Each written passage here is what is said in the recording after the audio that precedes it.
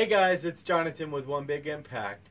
Today's video is going to be based on the top 5 most important things in the Atkins diet. So the number one thing that I'm going to cover is going to be the fact that what the Atkins diet is not. So everybody always comes to me and they're like, oh, you just eliminated carbs, I'm going to stop eating carbs. I get a lot of viewers that are even saying, I'll just stop eating carbs completely and stuff and I'll lose weight.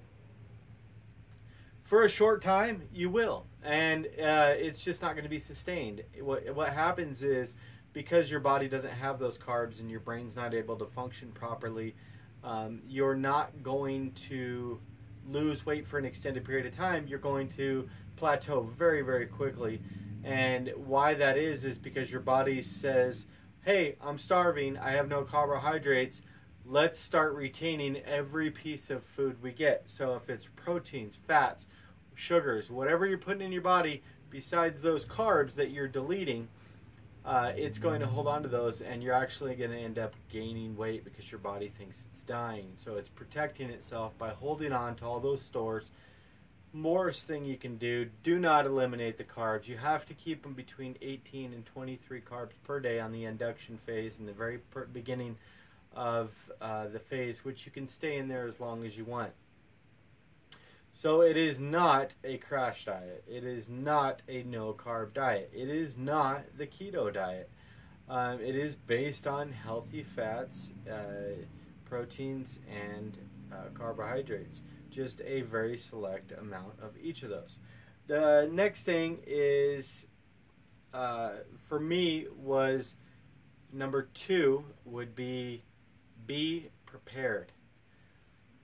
The worst thing you can do when you're changing your eating patterns or anything like this is to be underprepared. You're always going to make excuses. Oh, no worries, I'll be on it tomorrow. I'll pick up things tomorrow for it, or I'll pick up stuff on my way to work. Buy your Tupperwares, get you a lunchbox, get you some ice packs, get you the food, go shopping on the weekends or whenever your day off is, get everything ready the night before. If you have to do it each day, the night before you go to bed, take 20 minutes, prepare your food. Don't make excuses. Don't say you're going to catch it on the fly. If you are the type of person that might have to, you lose a meal, you forget your lunchbox, whatever. I'm that type of person. Carry a meal plan in your wallet so you know what you're supposed to be eating. So you can go get that from the grocery store if you had to in a bind. Don't just guess. Don't just wing it. Don't do whatever. Just be prepared and make sure you got everything. You have to eat your meals. You have to have your meals. If you're gone for 10 hours, you're going to need 4 meals with you. And that's not big meals. It's not a whole lot of stuff. But you're going to need your breakfast. And you're going to need your snack that's 2 hours later or 3 hours later. You're going to need your lunch that's again 3 hours later. And you're going to need that snack again. Maybe you can get away with not bringing dinner. But you're going to need those 4 meals. You're going to need those 4 meals. You're going to need 5 total. Why you're going to need those is because you're going to reset your metabolism. Your body takes 2 hours to digest food, and once it does, it gets hungry again. And if you're hungry, you make mistakes. You grab an energy drink or a soda pop or an energy bar or a bag of chips or whatever, and then boom, you're out of the ketogenic state and you're done. You have to start all over again. 3 more days to get back into it. Be careful. Think about what you're doing. Number 3 is balance. Of course, to me and to the diet, you have to make sure that you are keeping your meals balanced. You have to have your proteins. You have to have your carbs. You have to have your healthy fats, whether that is cheese or whether it's extra virgin olive oil or butter, or for the carbs, whether it's leafy greens or Brussels sprouts or asparagus or lettuce or whatever it is. Proteins, whether it's chicken, it's shrimp, it's steak, it's fish, it's tuna, whatever it is. There's a very delicate balance between those three. Don't think you can just eat protein all day and be good. If you're doing a heavy workout regimen, you're going to want to bump your protein up a little bit, not a lot, because protein can't be synthesized within the body. You can only process and absorb so much, then either it turns to fat or you just excrete it out your bowels. So, balance. You have to remember that this is a balance to get into a ketogenic state, into ketosis, where you are burning fat rather than just carbs. Number 4, don't think of it as a diet. I know I've said that in the last 4, diet, diet, diet, diet. It's technically the Atkins diet, but you can call it a low-carb lifestyle. You are changing your lifestyle completely. You're going to be paying attention to what you're eating. And honestly, we should all be doing that no matter what. Are we? Probably not. Should we have been since we've been buying our own food? Absolutely. But we're not taught these things, and these things are extremely important, and we have to know that we have to pay attention to what we're putting in our bodies. You're changing your diet, or your diet, not meaning a diet, but you're changing the food that you're consuming into your body into junk and trash, into more wholesome foods, proteins, vegetables, stuff like that. You're changing your life completely, and you have to be ready and know that it's about portions, it's about the wholesome foods, it's about just being a healthier, better you. And that's awesome. And you have to remember that it's not just a crash diet. You can't just change back and flip back and start eating burger fling or whatever after you're done. You're making a positive choice. 5, and probably the most important thing. Have you ever had a dog, a puppy? So you get a puppy, right? And this is a quick analogy. You get a puppy, and that puppy's small forever, and you don't realize he's growing. But your friend that comes over once every couple months comes back and he goes, "Oh my gosh, that dog's huge." That dog's huge because he doesn't see him every day.